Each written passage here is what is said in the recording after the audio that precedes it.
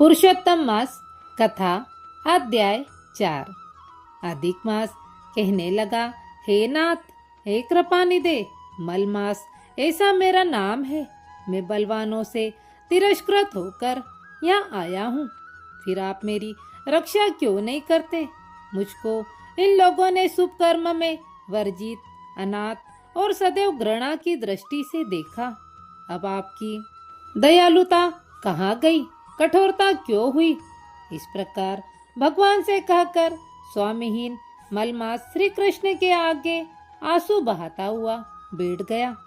तब द्रवीभूत हरि आगे बैठे दीन बदन मलमास से कहने लगे, हे तात, तुम अत्यंत दुख में डूबे हुए हो। सो ऐसा क्या बड़ा भारी दुख तुम्हारे मन में है? तुम किसी प्रकार का सोच मत करो। मैं तुम दुख में डूबे हुए का उद्धार करूंगा। मेरी शरण में आकर तुम सोच करने योग्य नहीं हो। नारायण बोले। ऐसे भगवान के वाक्य सुनकर मलमास बोझल सा होकर मधुसूदन भगवान से बोला, हे भगवान, आपको सब कुछ ज्ञात है। आपके बिना इस संसार में कुछ भी नहीं है। भगवान, मेरे दुर्भाग्य की पीड़ा क्या आप नहीं जानते? तो भी हे नाथ, दुख रूपी फांस में फंसा हुआ जैसा कष्ट किसी को भी न हुआ न देखा, सो आपसे कहता हूँ।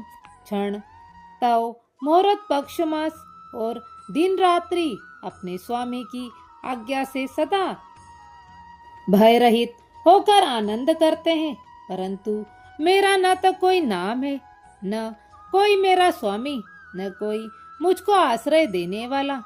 इसी से सब देवताओं ने मेरा निरादर किया है और शुभ कर्म में यह मलमास वर्जित है, ऐसा सदा अंध परंपरा से कहते हैं। इसलिए मैं मरना चाहता हूँ, जीना नहीं चाहता।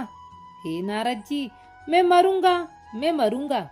इस तरह बार बार कहकर मलमास शांत हो गया।